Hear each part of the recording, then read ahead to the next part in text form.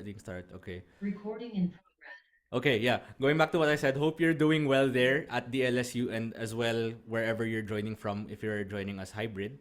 So, um okay, let's just go ahead and start with the presentation. So, hi again, I'm Richard. I'm going to be presenting um my work on social VR, and this is based on my primarily based on my work from a master thesis abroad in Austria.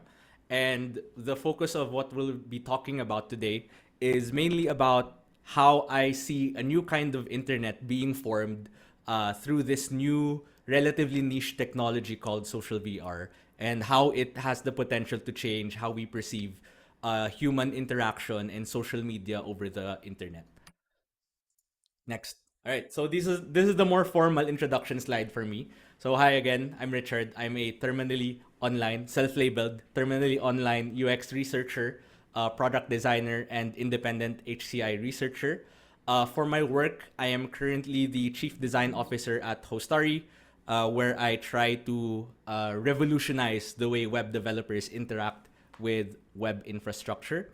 As for my community work, I'm currently also a senior research volunteer at UX Philippines, where I'm helping Jordan out with the state of the UX in the Philippines report, which is slated to release sometime next year. I'm also the community lead of the Philippine Web Designers Organization, although we are quite still on hiatus. As for my educational background, Jordan already touched upon it lightly earlier, but I graduated from the University of Salzburg and the Salzburg University of Applied Sciences this year with a Master of Science in Human Computer Interaction. And yes, I am from the LSU. I finished BSIT and my ID number is 114. Just don't ask me when I finished my degree. But yeah, if you want to reach out to me, here are my social links. Jordan can also probably send you a copy of my slides through email or what have you if you need something more specific from the slides later down the line. But I'm generally on most social media platforms, LinkedIn, X, as well as some GitHub. As I also have some activity on GitHub since I'm also getting back into front end development. And just to set expectations, in the next hour, we will be going through two core ideas. The first being how have internet communities changed over the years? And the second, how is social VR changing how we perceive social connection over the internet? And just to like segment the different parts of this lecture, there are mainly four or five main parts. First of which is early virtual worlds, where I will take you through a journey starting from the earliest experiments on avatars and virtual worlds starting from the 1990s, and then its evolution into social games, which might be a little bit more familiar for those of you who play stuff like MMORPGs or are just generally video gamers.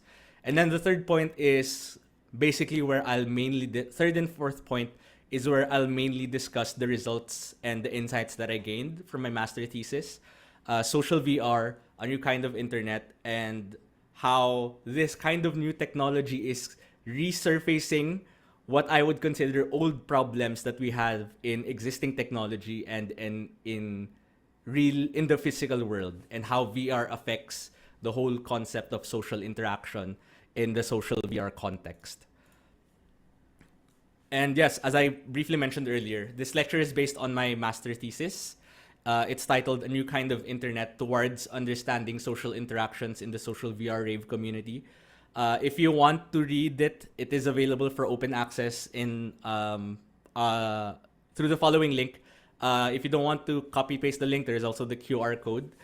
It's quite a long read, and you might encounter a few typographical errors inside of the thesis. But yeah, this whole presentation is mainly basically based on the entire journey that I went through exploring this new social VR thing throughout the course of my master thesis. Okay, now, before we actually begin, I'm gonna start with a little bit of audience interaction here. So how many of you are familiar with this game in the screenshot? So feel free to just, for the online viewers, just message it in chat. You don't need to direct message. You can just send it to everyone. But someone already sent me the message kung ano yung, whatever this game is. Yeah, so we already have some answers. And yes, you are correct. It is Dress to Impress, or more specifically, it is a game mode or custom game under Roblox, where you basically play with different avatars and characters, and it's in the name of the game. You dress to impress. There's kind of like a ranking involved based on how good your outfit is. Next, this might be a little bit more familiar to more RPG gamers. So, is anyone familiar with this game? I'll maybe give like 1 minute just to let people think about what it is. No, it is not Terra. Yes, it is. That is correct. This is Final Fantasy 14. Although although I'm not really a player of FF14, so I'm not sure if this is like an updated screenshot. But yes, this is an example of Final Fantasy 14. Okay, next, let's go into virtual reality territory. Is anyone familiar with this game? And if no one knows this game, it's totally fine. So I'll just proceed with this. This is a game called Rec Room. It is an example of a social VR game, and where you can basically wear a VR headset. And actually, this is also available on computers without a VR, without needing a VR headset, where you basically just join the game, interact with other people, and basically hang out in a virtual space. Last one. This is the most prominent, most popular social VR game. If anyone knows what it is, just basing it on the graphics, please mention it. But it's also fine if you don't know it, since this, again, this is quite niche. All right. So, next, this is an example of VRChat.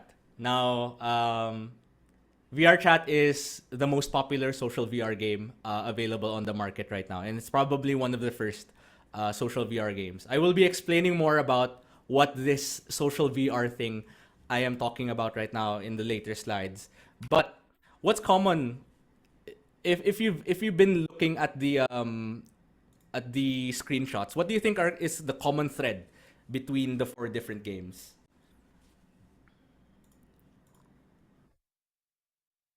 Okay, so the main common point between these four games, Dress to Impress, Final Fantasy 14, Rec Room, and VR Chat, is that these are basically examples of virtual worlds.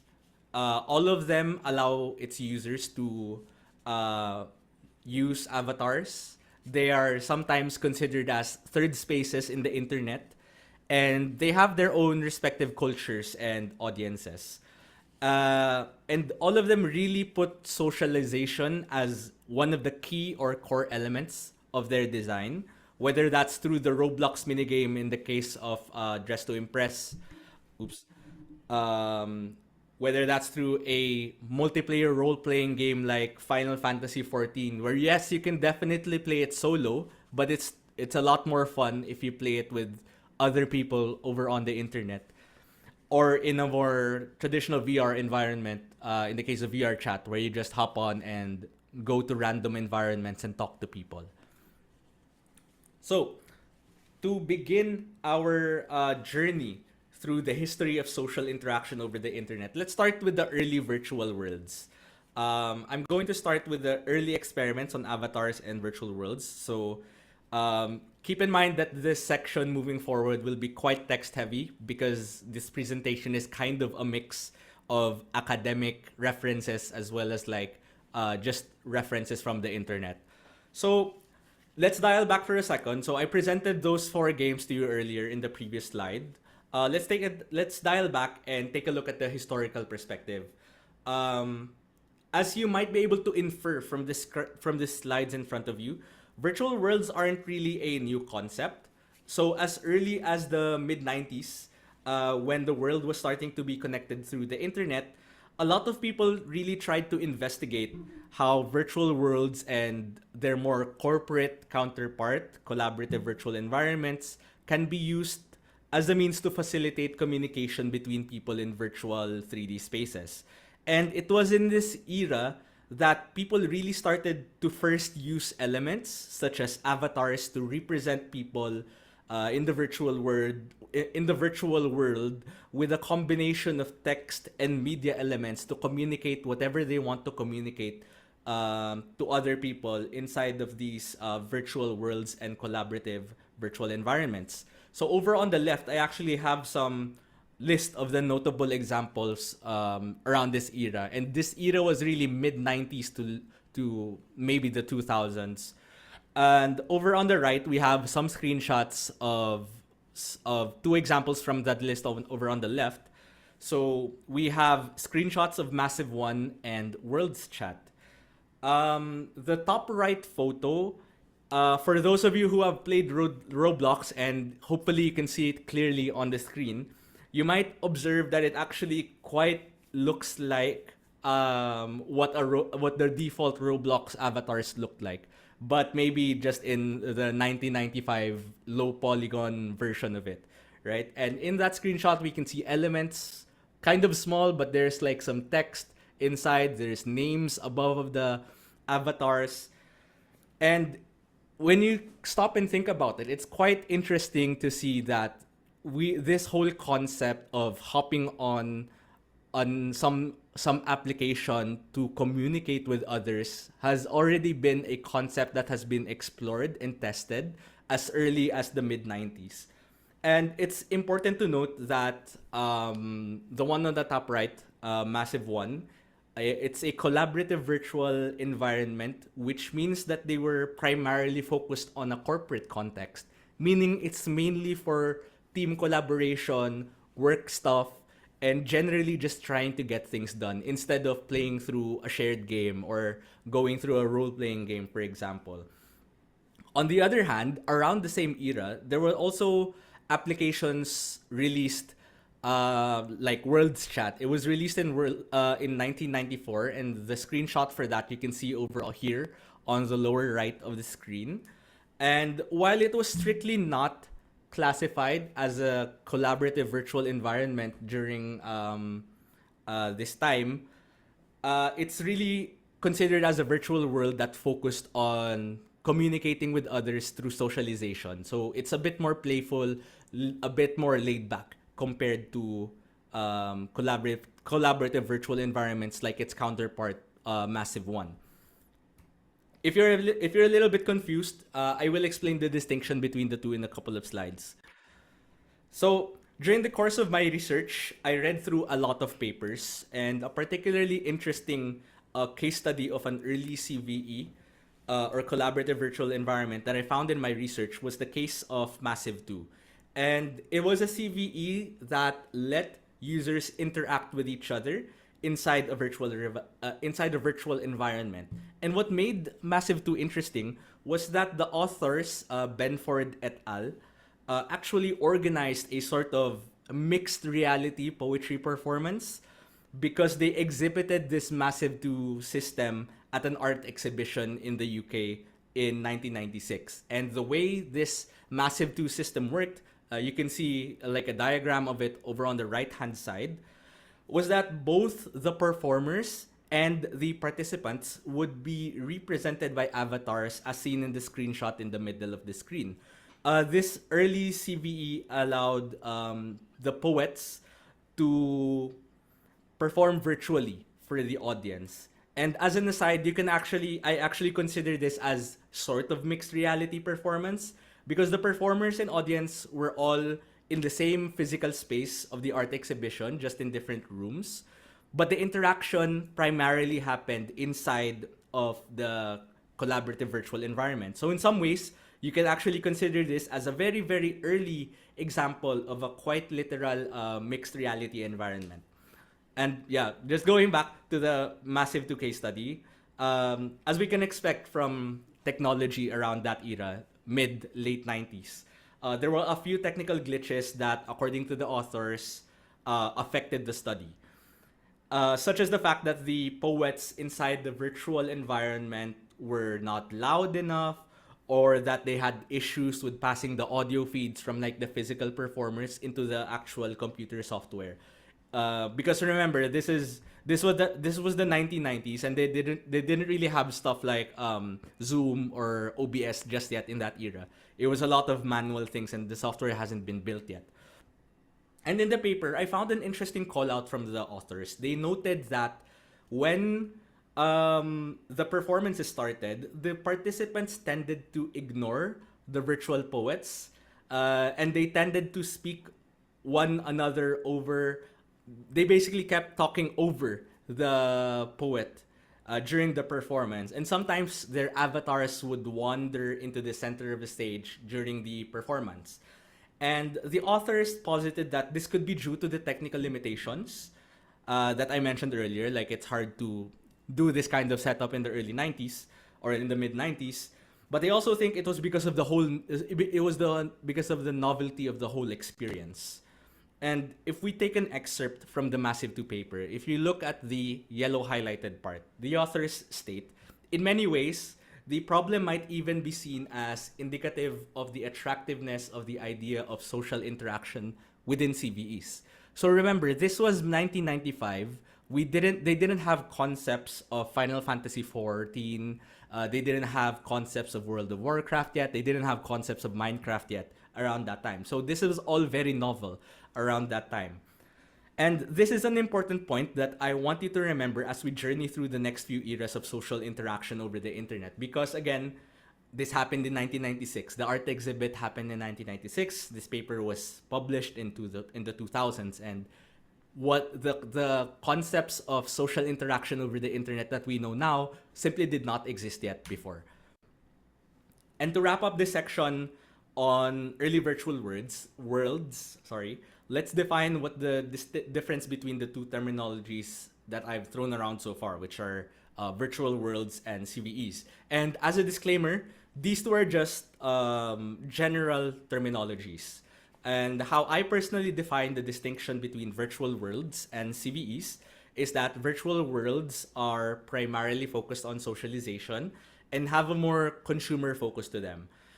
Typically, they also are kind of packaged like video games, and so you can think of these places, virtual worlds, as common in places like VRChat and your multiplayer role-playing games like Final Fantasy 14, World of Warcraft, and similar virtual spaces. And on the other hand, you can consider CVEs as more primarily corporate. They're mainly focused on collaboration and productivity. So a modern example of a collaborative virtual environment that you can actually use would be GatherTown. I'm not sure if you've used this during the pandemic, but during the early days of the COVID-19 pandemic, I was able to use this. And in the VR world, there's this co-working app named Immersed. In academic research, though, if you do a literature review, you'll notice, and I have noticed, that the researchers typically interchange the two terminologies together. And actually, in practice, both virtual worlds and CVEs can do the same thing. Like, there's nothing stopping a CVE to also have socialization as the core of its experience, or having communities form inside of these CVEs. As we have seen in the case of Massive 2, where it was initially designed to be a collaborative virtual environment, but they found a use case to try it out in a poetry exhibition. And that's why I mentioned earlier that these are just general terminologies. But for the purposes of this lecture, our focus will mainly be on the virtual world's context. Moving on to the next era, let's now talk about social games.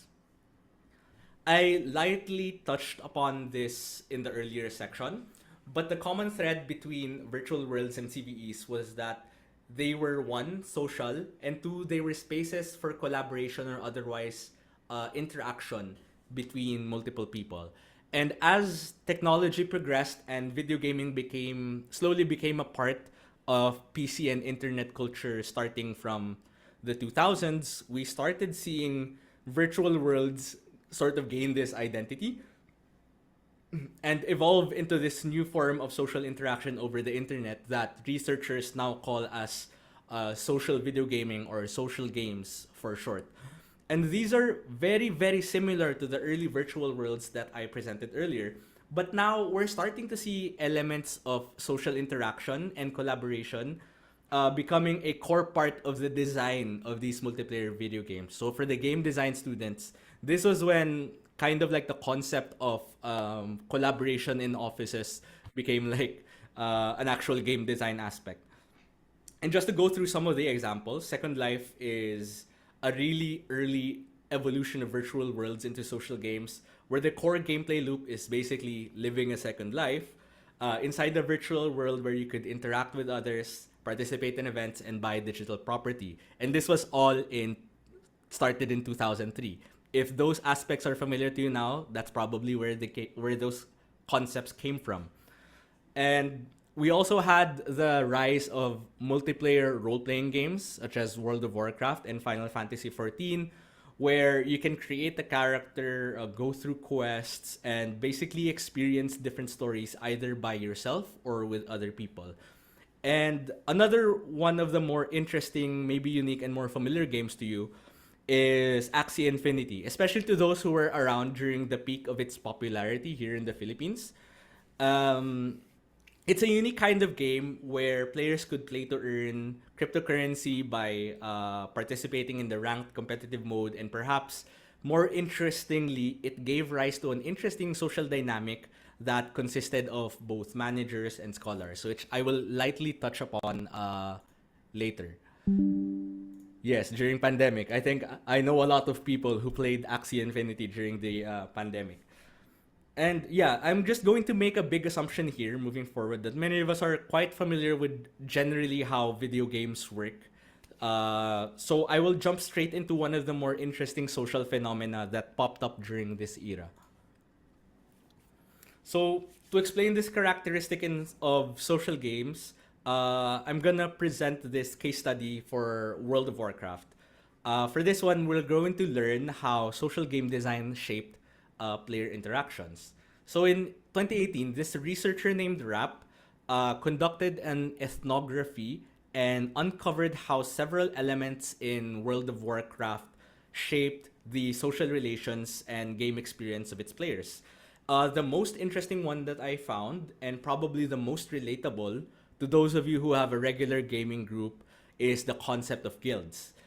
For context, for those who don't play games, guilds are basically player-run organizations inside of video games that let players band together to do tasks or events in the game, and sometimes even sharing resources with other people inside of that organization. And Rap found that this guild mechanic in World of Warcraft shifted gamers who would otherwise be casual, just occasional players of World of Warcraft, into people who would play World of Warcraft as a long-term engagement. One engagement that had rules, common resources, shared community culture, and sometimes even regular commitments. And for you to visualize this, a simple example would be a World of Warcraft guild scheduling one night per week for the whole community to get together and play a certain event, so they have higher chances of getting good equipment for their characters. And emphasized that actually the design of World of Warcraft and inclusion of mechanics like guilds favored the emergence of specific social structures and social dynamics inside of the game.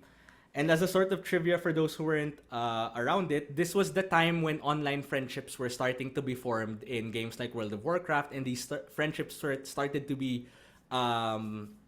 translated or turned into real life friendships.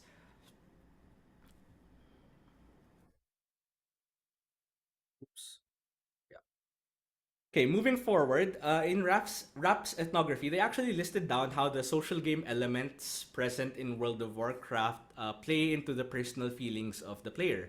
For instance, this guild functionality, which was intentionally included by the creators of World of Warcraft, could provide the players a feeling of ambition as they would quote unquote climb through the guild rankings, evoking some sort of power relationship with the game. And this one case of World of Warcraft is an interesting example of how intentional game design actually shaped how people interacted with each other in a video game.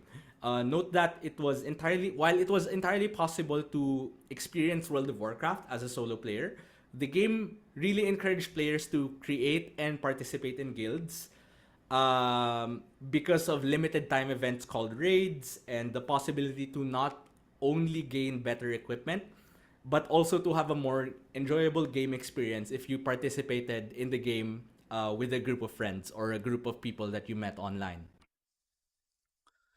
And as a sort of bonus case, I wanted to share some of our work in understanding how the introduction of commercialization as a core game design concept kind of paved the way for a new kind of social dynamic inside of these social video games. And as I briefly mentioned earlier about how Axie works, it's a play to earn game where players could earn cryptocurrency by competing inside of the game. And during the peak of this game, new forms of organizations kind of started popping up around the world and more prominently in the Philippines. So you might have seen a lot of this on Facebook. People posting, "Good day, manager. Please give me a scholarship," stuff like that. Because it gave rise to this concept of Axie Scholarship and Axie Guilds. And maybe some of you in the audience have actually experienced being an Axie Scholar or a guild manager or someone related to the Axie Infinity thing way before. And in 2023, we uncovered how this new concept of Axie Scholarship kind of paved the way for a new kind of digital gig economy based relationships inside of the social video game. For example, these managers would typically purchase Axie teams required to play the game as a sort of investment, while the scholars who didn't really have money to invest a large sum of money to play the game, they would sign up as basically informal gig workers under managers so that they could both not only play the game for free, and they would also have a chance to earn money on the side. And this kind of symbiotic relationship between managers and scholars led to a quite profitable relationship during a time of economic uncertainty, because Axie really popped off in the Philippines when there were still a bunch of lockdowns happening.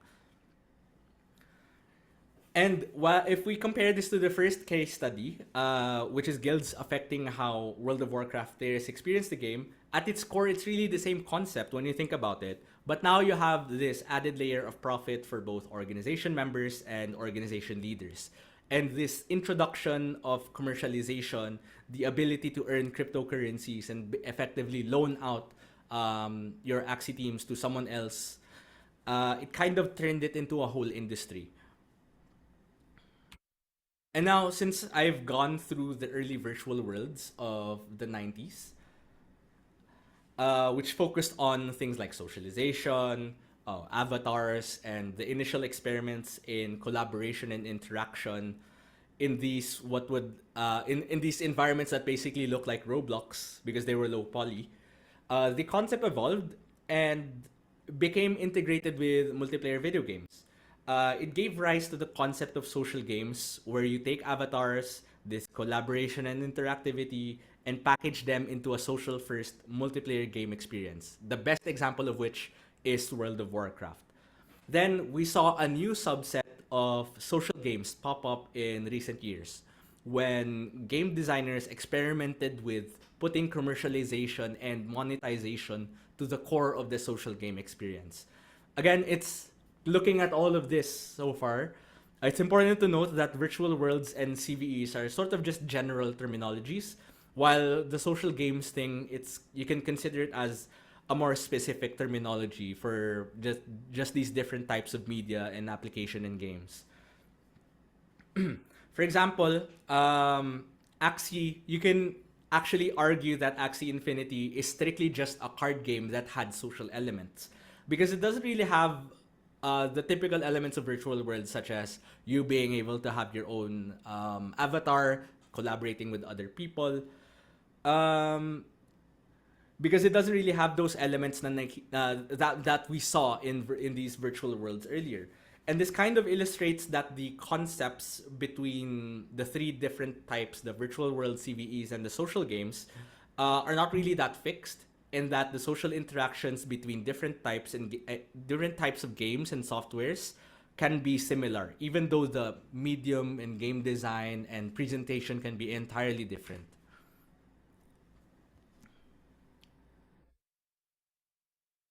Now that I've shown you a little bit of historical context and what social interaction looks like over the internet from past to present, it's time to dive into something a little bit new, a little bit niche, but something that I see as a new kind of social interaction on the internet, which is social VR. So you might be scratching your head. What exactly is social VR? Social VR, or SVR for short, is a new form of social media that's characterized by the ability to embody an avatar and interact with others in a 3D environment. And what embody means in this context is quite literal. In social VR, your movements are tracked by several sensors on a VR headset, and you're effectively able to represent your physical movements in virtual reality while also having full control over how you look like and how others can interact with you. This is the most defining factor for social VR, in that you can fully control how you look like, because you can create your own avatar. You can literally design your own avatar in some external software, a 3D modeling software, and then you can put it in social VR and you can move using the identity that you created for yourself. And some of the activities that you can do in SVR nowadays is stuff like hanging out with others, collaborating on an activity such as designing cakes, which can be seen in the example over here on the lower right, as well as organizing, participating, and basically DJing in virtual raves, which is the focus of my master thesis. And it's important to note, and this is something that I will mention again later. It's important to note that since you can basically bring your entire body into virtual reality, a lot of issues pop up when it comes to social interaction. And you can just imagine what those issues look like for now. When you bring your a virtual representation of your body into a virtual space where there's a lot of other people involved. Just as a preview though, in SVR, there's this phenomenon called phantom touch, where some people report to have to physically feel the sense of touch when they're immersed in virtual reality. And an example of that can be seen in the screenshot of this paper that I posted here over on the left, where the researchers were trying to experiment and test out the phantom touch phenomenon on someone in virtual reality. And yes, this is an actual thing, actual phenomenon that happens. It might seem funny now, but if you've ever worn a VR headset, you would understand how something like this would be possible. And one of the more notable aspects of SVR is the incredible diversity of its communities. So you have a lot of different groups inside this whole sphere of SVR. So we have groups like Helping Hands, which bring together deaf and hard of hearing individuals to teach sign language in VR. And this community has actually even created a VR adaptation of the ASL alphabet to take into account the limitations of the controllers in virtual reality. But it's also worth noting that there is a way to fully track all your entire hand, like all of your fingers, in virtual reality. Another example is the VRC Trans Academy, which serves as a grassroots support network for the trans community. And some of the community events that they organize are things like voice classes. And I think this is one of the more really great examples of showing the transformative nature of VR. Because in social VR, you have complete control over how you want to identify yourself, and you're really free from the restraints of the physical world. Like, if you really wanted to present yourself as someone else in social VR, you can, as long as you have access to this world. And of course, there are the VR raves, such as the ones hosted by Kaleidosky, which is a queer-friendly collective. And I'll share some more quotes and insights on the VR rave experience once we get to that section later. Now, you might be wondering why I'm talking mostly about VR raves, because aside from the fact that it was my master thesis, there's also the fact that they stand out as one of the more particularly vibrant and engaging examples. Because when you think about VR, raving and partying in virtual reality is one of the last things that would probably pop up in your mind. You would probably think it's not even possible prior to seeing everything on the screen right now. But as you can see on the screenshots over in the presentation, there's really a unique blend of immersive environments, creative self-expression, and social connection present in this whole social VR rave scene.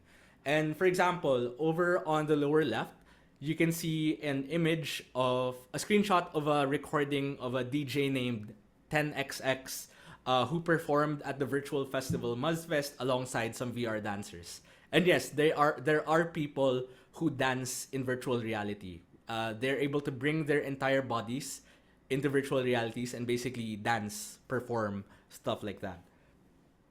And as you can see from all of these very elaborate stages and the imaginative avatar designs and somewhat copyrighted avatar designs, it really shows how SVR has a great sense of energy and a lot of shared experiences. And it's really clear that VR raves have really tapped into something special in this whole SVR landscape. And in the next section, I'm going to be sharing some of the findings that I have um, well, when I conducted my research on social VR.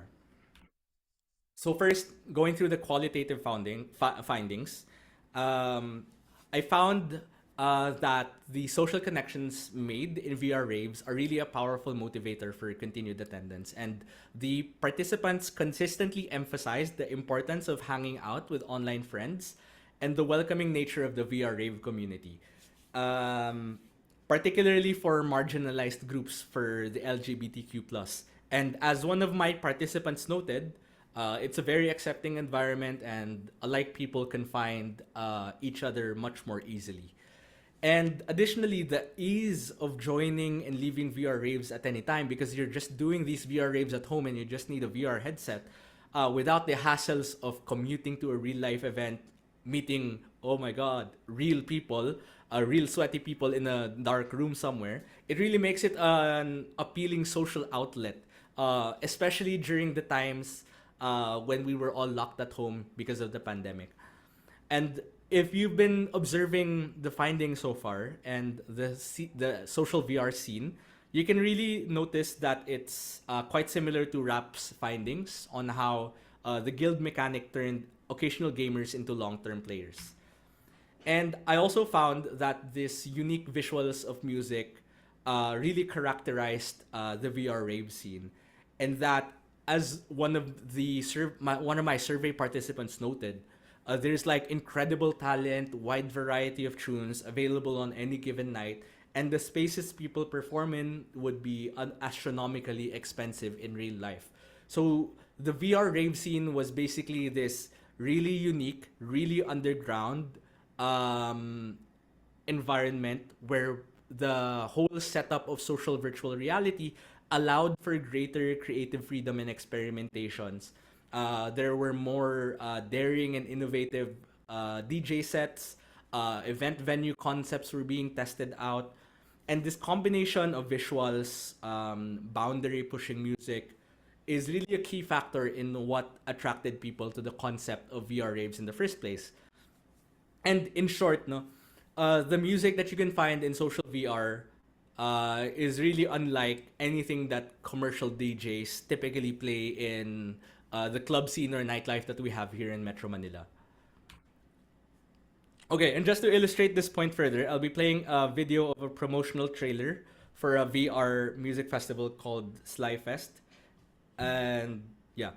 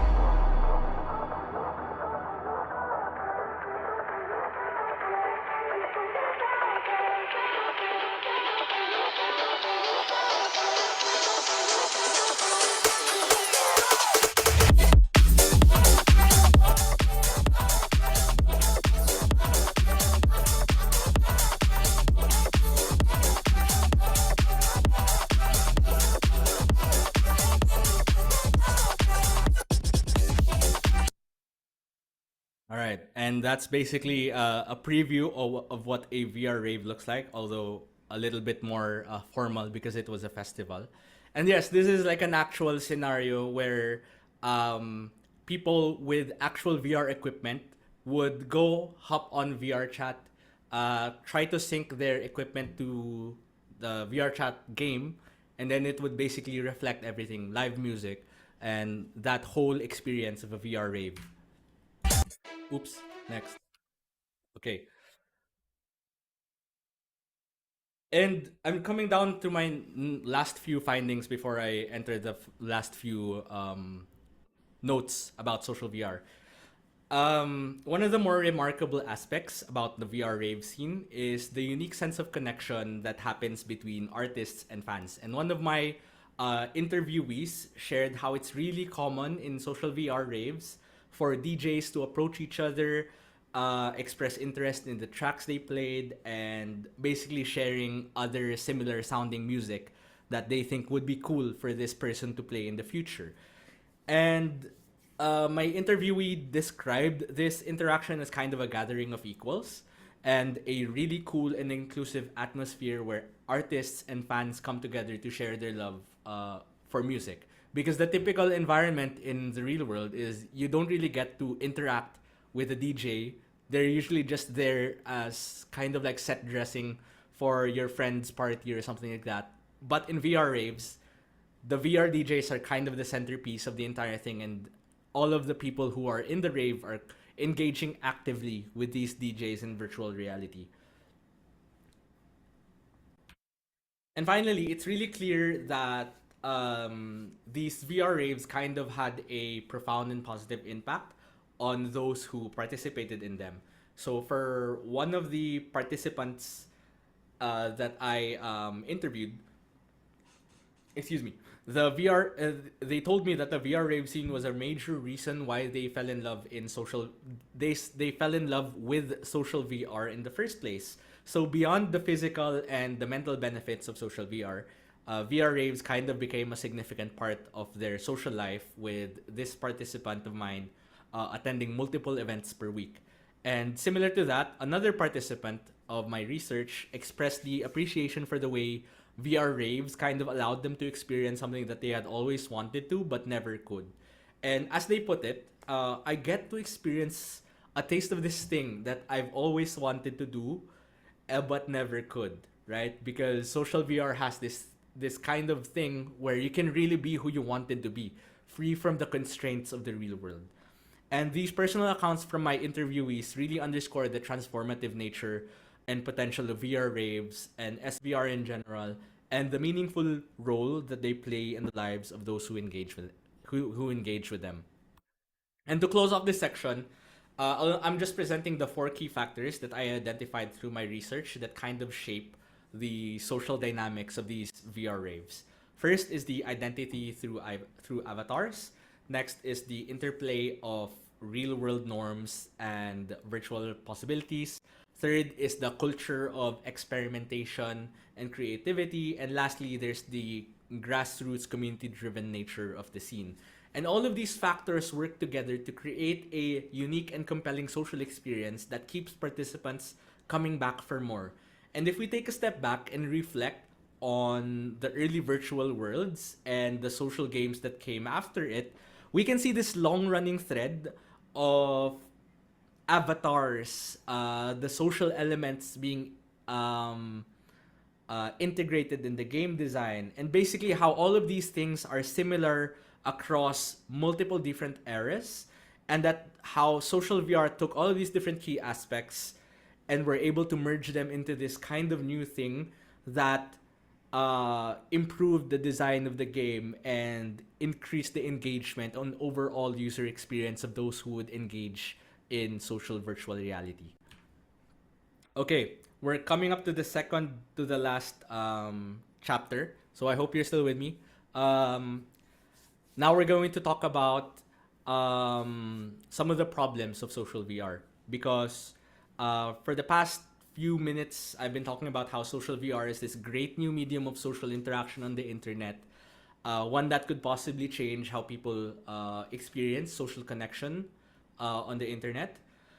But in SVR, we have this concept of embodiment, which in social VR's case is being able to actually become your avatar in a sort of way, kind of like an extension of your physical body.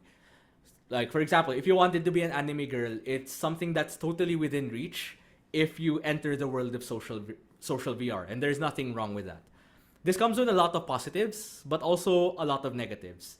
In the following section, I will talk more about how this new technological affordances provided by VR environments actually bring back a lot of old social problems that we typically see in traditional social media and the physical world. And just as a trigger warning, some of the points in the following slides will be talking about harassment in social VR.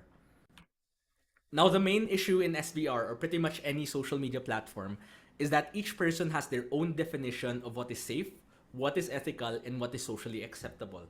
For example, as someone who grew up in Southeast Asia or the Philippines, I would have a different definition of what is offensive compared to someone who grew up in a more Western environment, like in Europe or North America. And my point here is that we all have our own biases, our own upbringings, and principles that often lead to conflict whenever we interact with other people. And this is exacerbated in the SVR context because now you're kind of, in a way, physically present in the same space as people from other parts of the world. And for platforms like VRChat, where anonymity is really normalized, you can just imagine the big challenge that VRChat's developers have to face when it comes to keeping their users safe. Because when you think about it, the same things that could potentially enable the uniqueness of the environments and the social culture in the VR rave scene, for example, might not be possible if you over-moderate or over-regulate how players can interact with each other in this whole SVR paradigm. So there's a lot of things that you need to think about in this space. And I just have a couple of sample papers if you want to do some additional reading on this topic. The topmost one is about trying to understand how and why people drink in social VR. And one of the things that you might not know about and might discount at first as someone who has not experienced VR yet is that if you drink alcohol while you're wearing a VR headset, the passage of time really feels different, and that you really won't feel like you're drunk until you stand up, take off your headset, and then see that the world is spinning around you. And you can just imagine that this problem brings to both the people drinking in VRChat and the people around them. Like in VRChat, alcoholism is a very serious problem, right? Because of this whole phenomena of drinking with friends in VRChat. And I've also seen it in public VRChat lobbies, where, especially in VR raves, where you can see people who are obviously very drunk and starting to become a nuisance to other people, and then you can see them that their mic is unmuted and they're just being annoying to other people. They're dancing right next to the stage, to the performer. They're dancing right next to the avatars of other people. This can cause problems when it comes to the concept of personal space and just generally the enjoyment of a certain virtual space in VRChat. And the one in the middle and the bottom is more about the experiences of women when it comes to harassment in social VR. Since people in SVR have a sort of attachment to their avatars, especially if it's one that they created themselves or got someone to make it for them, you can imagine how actions like groping, standing in personal space, and being verbally abusive can affect the women who just want to have a good, fun social experience in SVR. So you might notice that a lot of the issues of the real world are actually quite replicated as well in the virtual world. Or I shouldn't call it the real world, the physical world. But thankfully, these SVR platforms have a lot of interventions. Like for VRChat, they provide safety tools they can toggle on and off. In Rec Room, there's age gating where where if you're under the age of 13, your parent must create your account. And generally speaking, you can report or vote kick individual users for harassment so you don't see them in the same lobby as you. And moving on to some of my insights related to this topic from my research. On the topic of VR drinking, the participants note that one of the negatives of VR raving is basically people getting drunk or some other form of messed up inside this virtual environment. However, one of the other participants also communicated the nuance of this thing because they mentioned that these issues are actually common issues in real world events as well.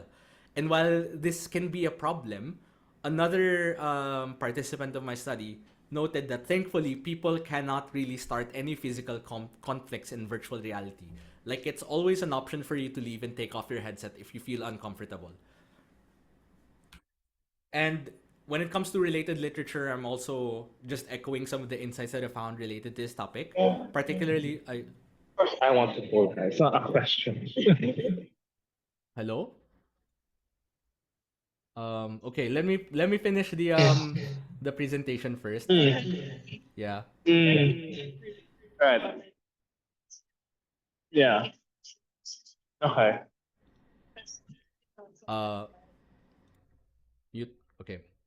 All right, going back to the presentation. I'm echoing. Where was I? Yeah, the work of Schulenberg actually noted that the moderation of these SVR platforms shouldn't really interfere with the high level of immersion that these SVR platforms provide.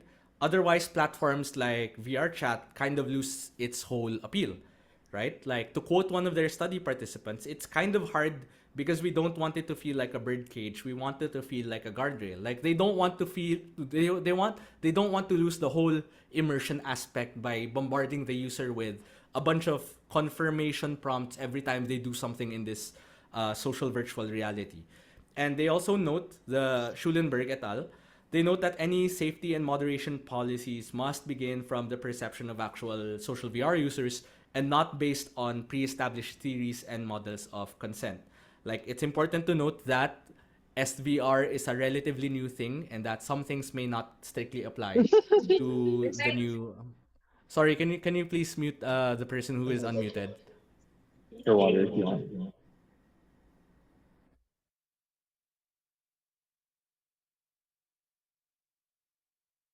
Okay, going back. The final point regarding the insights from my research on the topic of moderating social VR, I found that VR and in real life and IRL raves kind of share the similar roles as organizer, DJ, moderator, bouncer, and attendee.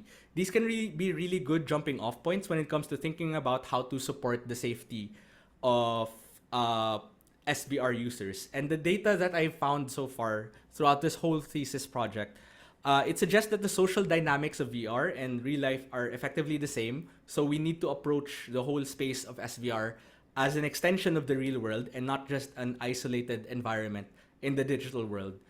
And finally, to effectively moderate SVR and make it safe, we must first understand and reflect how people communicate and organize in the real world.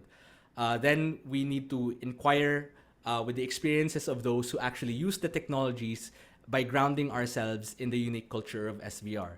So, in short, if you want to do any research in social VR, at least try to hop on VRChat or Rec Room at least once and get a feel for how people act in it. And moving to the final chapter, I'd like to present some potential research directions for those who are interested in picking this up as a potential thesis topic or maybe just a general thing they want to think about after the event. So, this whole rave scene offers kind of a fascinating glimpse into the potential of SVR as a platform for social interaction, expression, community building. But there's a few key questions that you can still explore because this kind of space is kind of still new, right? And one of these is how SVR platforms can effectively enable creators to monetize without alienating the different communities because this is SVR is grassroots in nature and people are used to giving out free things. And another future area of research is understanding how the presence or absence of full body tracking could affect the social interactions in social VR.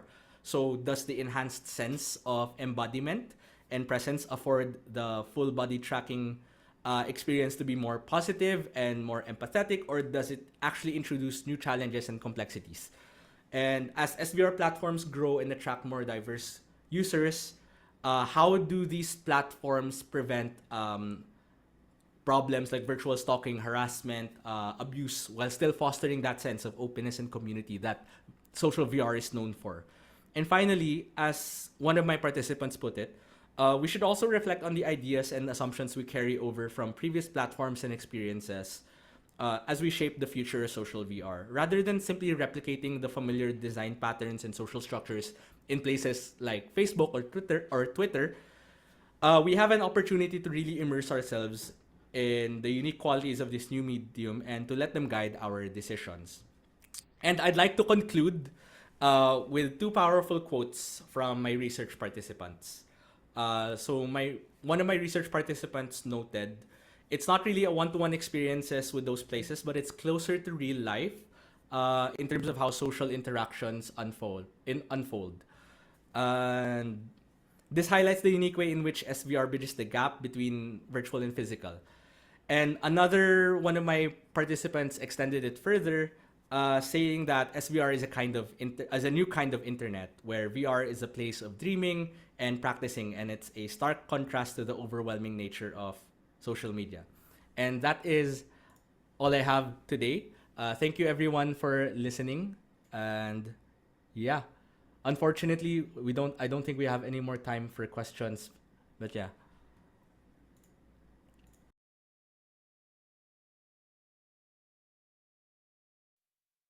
Yeah, thank you everyone for listening. I hope you get value out of my presentation.